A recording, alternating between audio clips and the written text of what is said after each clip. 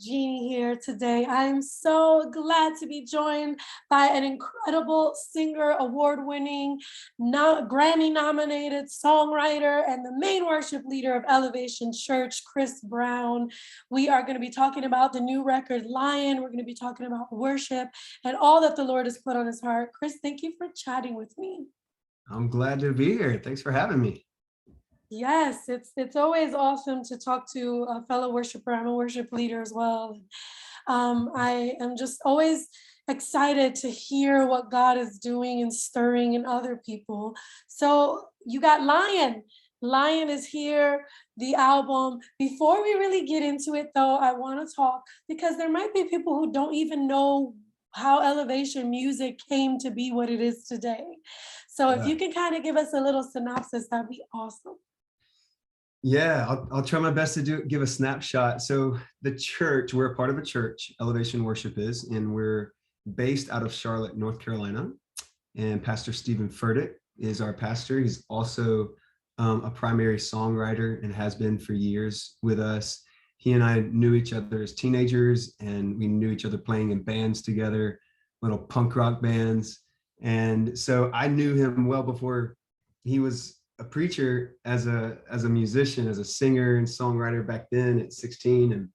And so it's like a dream getting to still do that with him all these years later. But I've been here for 15 years. I came about a year into the church being planted, and we've been writing songs really since day one of myself coming on, and that vision was always in his heart for Elevation to be a worshiping church, for Elevation to have songs that we're writing and giving language to our people for what God's doing here through our ministry. And of course it's evolved stylistically, it's evolved musically through the years, and all of it has been just a wild blessing, also, weighty to continue to figure out how to carry what God has given us to carry, but privileged, so honored to be a part, and so yeah, here we are, 2022. I think they said, I have lost count, but I saw somewhere that this was our 14th album that we had released. And so Lion has just come out when we're having this interview, and it's been a fun one. We've worked for the last 18 months on it. So wow. Well, yeah, I want to definitely transition to that because, you guys are now in a place where people everywhere are singing your music, and like you said, there is a kind of a pressure probably that comes with that, creating worship music and new sounds to release into the atmosphere of worship and expressions of worship. So let's talk about Lion. I love the title. I just had a son, and his name is Elianijah. We call him Leo, and I say he's my little lion. And I know what that means for us, right? Because we want him to be bold, and we want him to go out there and be fierce for the Lord. But talk about Lion and kind of how that came about. Yeah, so I said we've been working on it for 18 months. We didn't start 18 months ago though and say we're gonna produce our next album, much less 18 months ago saying we're gonna call it Lion. We didn't have that. We wrote that song last summer, so coming up on a year ago. But there are songs on this album that have been around, and I think been trying to find their place on a project for at least that long. And a lot of the last couple of years, or maybe even more specifically the last year, one of the things that I think we were discovering that was important to us was we released an album called Graves in the Gardens right at about 2 years ago. And then last year we released Old Church Basement with Mav City. And I think because of both our collaborations, on those albums. Creatively, us getting to work with others creatively, I think coming off of Old Church Basement and the how different we dove into both the writing process, but also like even how to record. We recorded that one so different than we have recorded any previous album. We wrote a lot of the songs just 2 weeks like prior or even week of to Wow. that recording. And a lot of our albums, most of them previously have been like very, we know the songs well in advance. We've been singing the songs in church Mhm. for most albums for months, and so we kind of we've got our teeth into them. We know how they're going to go.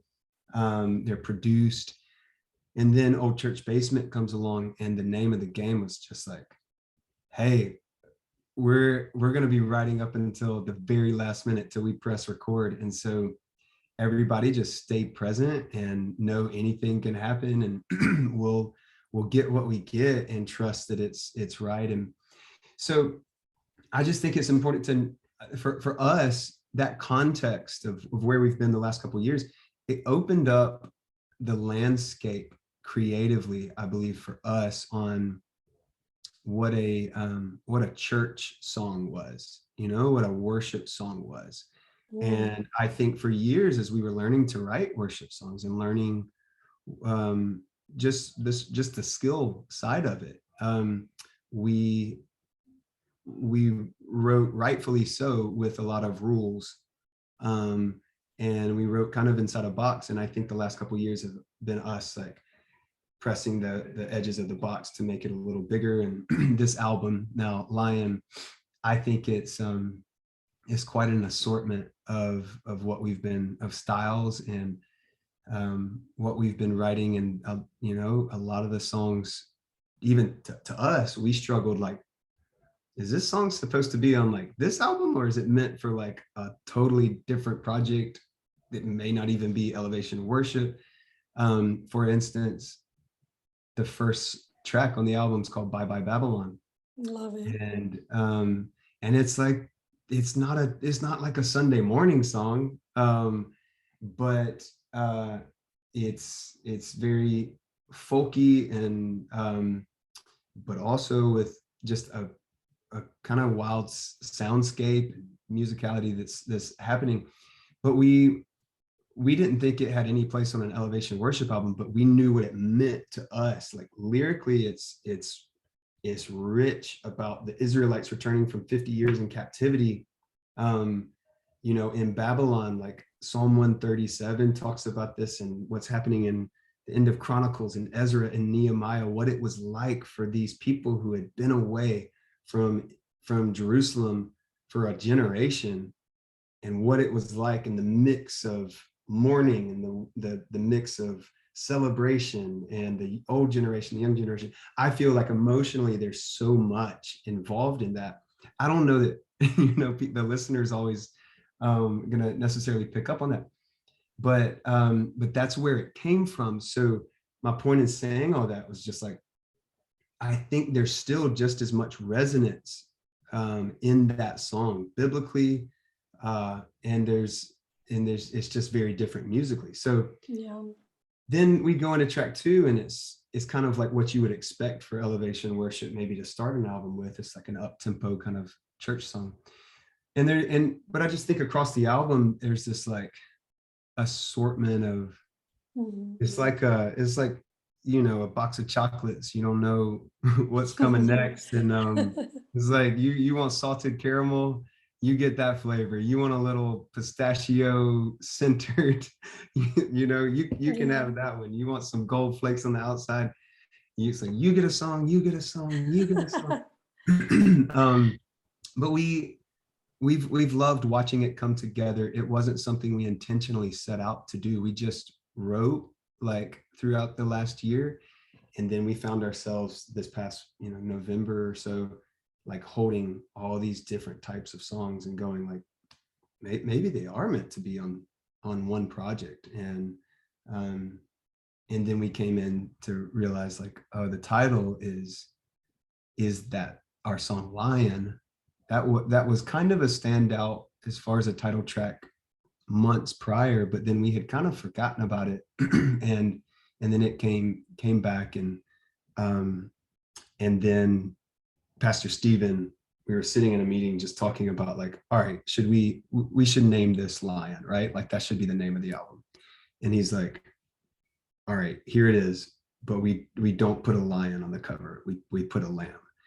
And so when he kind of conceptualized that for us, it made, I feel like everything just made sense and everything came into alignment, because it's it is this album that is not like just very singular in its sound.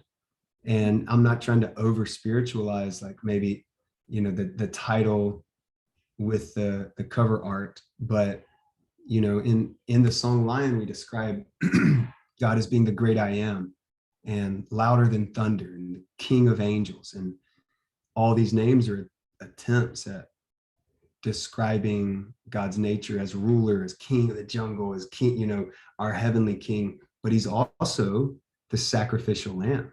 He's also like quite opposite of a lion. He's opposite of this terrifying, you know, animal. He's also a meek, gentle lamb that chose sacrifice and chose what servanthood looked like through crucifixion. And he's not one or the other. He's both. He's all of it. And so I think that gave us that concept, honestly put the confidence in us to go, I think both and in terms of styles of songs are supposed to be on this Right. on this offering. I think it is supposed to be all encompassing and maybe a surprising juxtaposition to the listener, but that's God. Like Yeah, he, and that's what I was gonna ask, because you're creating worship music, you know, and the responsibility of worship leaders in this day and age, especially one as yourself who is, you know, making songs that people, you know, are singing in their churches. It's like, how do you define what is a worship song? You know, is it the same four chords that we hear all the time? You know, or is it these different expressions? And I think you articulated that beautifully. I did want to ask you because, you know, with the responsibility that comes with what you guys do, you navigate a lot of controversy, especially even in the worship world, you know, where you have other worship leaders that are like, but is it doctrinally sound? Or, you know, all these different things that I'm sure you hear yourself. How do you kind of navigate that, the criticism that comes with the responsibility that you carry? Your pastor, you know, himself, he gets it all the time. How do you guys kind of navigate that, or how do you push back? well, I think like just generally if we're getting any criticism, um I I grew up in a ministry family. Like I grew up a pastor's kid. My dad served at the same church for 27 years. Um, I had an amazing example in both my parents because my mom was behind the organ every Sunday morning. We literally lived across the street from the church. So at least 5 days a week, I was running the halls of our church. I just grew up in church. And and so like, but I saw even my parents model how to carry ministry and how to be in ministry um, and continue to love people and continue to serve who God called them to serve at our small church in our small town. And I think that has informed a lot of how how I'm raising my kids, and it's informed a lot of how I'm approaching ministry now. And I don't presume in the least to always be perfect or always be even right. I could probably find things that I've said, um, you know, 5 years ago, 10 years ago, you probably could too if you searched online, that I don't even necessarily agree with, like maybe the methodology of it anymore. Mhm. But that's part of being human. That's part of evolving. Now, if it was not rooted biblically or not rooted scripturally, that's a different thing. But hopefully, too, there's grace for someone who is constantly learning. But I Mhm. just think like my approach is I am trying to be as faithful as I know how to God and his bride, and to the church. And a lot of that for me is serving um, week in and week out at our local level, our local church level. I'm This morning I was sitting with a lot of our campus pastors and other supervisors of our staff while we were having a staff meeting. Yesterday, I was working on the set list for Sunday, and we released our album Lion on Friday, and I'm managing what's happening with Elevation Worship, the the the songs and the brand and the touring and the albums that come with that, but also I know at my heart, in my heart, I'm still like that 17-year-old who felt called to ministry when all I knew at that time was the example my parents had set for me my whole childhood. And that was, be faithful with what God gives you, whether it's the works he's put in your hands to do, the gifts he's given you, the talents, and be faithful to his people. And no one's perfect, but keep serving and trust that God knows your motives, and he'll correct motives that are wrong. And but yeah, I don't know if that is oversimplifying it, but that's kind of my story. No, I think it's beautiful. It's very humble, and that right there, you're teachable. You know what I mean? It's not like I've arrived. Here I am, the maker of great worship music, and that's it. Like, you are teachable, and that's beautiful. And I think it's why God breathes on your music, regardless of what people say. Mm. So let me ask you this: where would you say worship music is headed? I think what I love about you, and not only are you do work with Elevation Music, but you collaborate a lot with other worshipers. And I love that this album is that there's different expressions on it that are still worship. Do you think that that's where worship music is headed? I don't. Well, I guess you could answer this a couple different ways. Stylistically, I hope it will always just be be a smorgasbord of like different styles and represent the kingdom in so many ways, and colors and palettes and tastes. And so I hope that keeps evolving in people's perspective and viewpoint of what worship music is and church music is, will follow suit and evolve with it. But um I don't know. I hope in addition, of course, to I don't feel, I'll just say this as a disclaimer. I'm not speaking as someone who feels qualified to answer where worship music is heading, but I hope it keeps being honest. I hope it continues to be vulnerable, and not in a way that puts necessarily my feelings over God's truth all the time. I think that's an important thing to at least recognize and be aware of, especially as writers and as worship Yeah. leaders and people who are in front of, that um, we're bringing people along and shepherding them in a way that is at least drawing attention to the right things. One, it is okay to be vulnerable before God. I hope you are learning to simply just talk to Jesus. At the same time, I hope you're not staying at a place where you're you're trusting your emotions, or you're staying caught up in your feelings over just what God is saying and what God is maybe challenging you on, or but I think I hope there's a closeness and maybe a gap that is continuing to be closed in the lyrics of songs between, what's the best way to say it? I guess I hope people like learn to, songs keep being written that feel honest.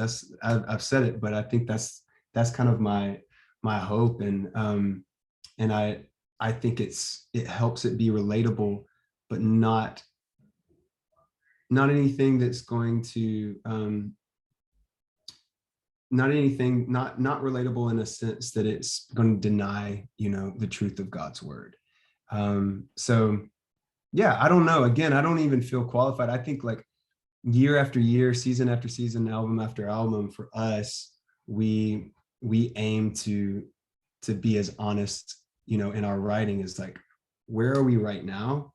What are we sensing? What is God speaking right now for our church? And so that's our goal. And I hope we stay there, as opposed to, we got an idea of where things may be 5 years from now. So let's Right, write. right. Right, right. That's awesome. I love that. Um, well, is there anything else that you'd like to add? I know when you lead under such a big personality like Stephen, and my pastor is Pastor William McDowell, so I understand what it is to have a worshiping pastor Yeah. that we lead under. Sometimes people think that we're trying to create movements and not really just realizing that, hey, we're people that are allowing God to move us and then we respond. So thank you for, sharing your heart. Is there anything else that you'd like to add in that vein, or about line, or about elevation at all? I don't think so. This has been great. I hope people when they, if they're listening to this album, find a song for any point in their day, on a mountaintop, or if they're struggling on a day and feeling like they're going through a valley. I hope they can, identify with a song and find Jesus there, and find the peace of his spirit. And so hopefully people, enjoy this offering from our house. And but yeah, thanks for having me.